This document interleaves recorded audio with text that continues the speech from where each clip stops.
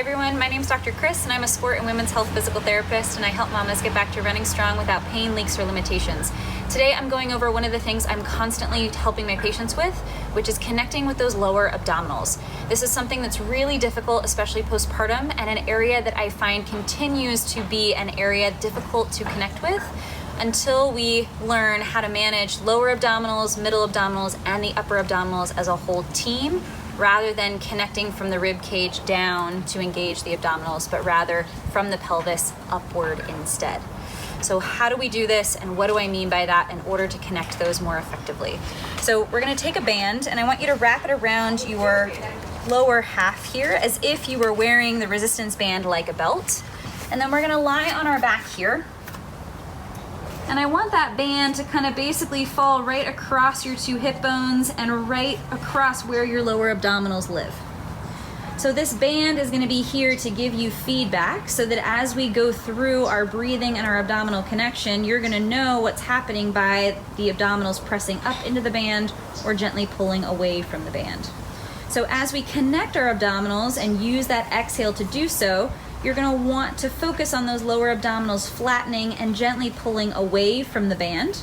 And then as we inhale, we're going to let those abdominals release, and you're going to feel them actually lift back up into the band.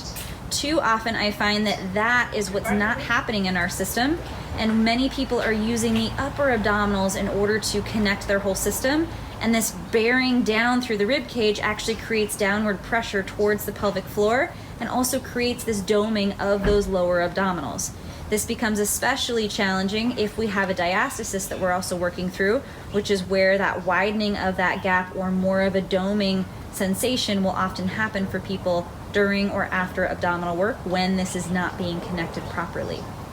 So using that band here as feedback is a really helpful mechanism to connect and assess if you're doing that properly. So again, we're going to inhale here. Notice my abdomen is going to gently expand here up against the band, and then exhale, think about connecting, pulling those lower abdominals away from the band, then the middle abdominals, then my rib cage gently knits together in that process. So this is going to be the sequence that I want you to think of when we do a crunch. So hands are going to be coming behind the head here. You're going to inhale to prepare, letting that belly press into the mat. Exhale, you're going to slowly curl up. Think about pulling the abdominals away from that band a millisecond before you start to lift, and maintain that drawing of the abdominals away from the band as you lift up. At this point, you now have a clear view what is happening at our abdominal region. If we have a doming happening here, then we know that we've lost that connection of our lower abdominals and we're just using the upper half.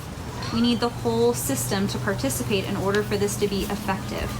So the band becomes a helpful tool. We can also take our hand on top if that's more helpful, or if you don't have a band at home, to check in with that. So again, we start down. Think of this region connecting that millisecond before you start to curl your head up. Maintaining that connection of the lower abdominals throughout the lift, and then also inhaling at the top.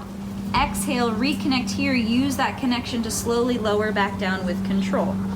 If you notice that as you curl up, there's a place where you start to lose this connection, work to just lift as high as you can to maintain that connection, and then over time as you get stronger and more efficient, then you can start to lift up higher into that full crunch position while being able to maintain that core connection throughout.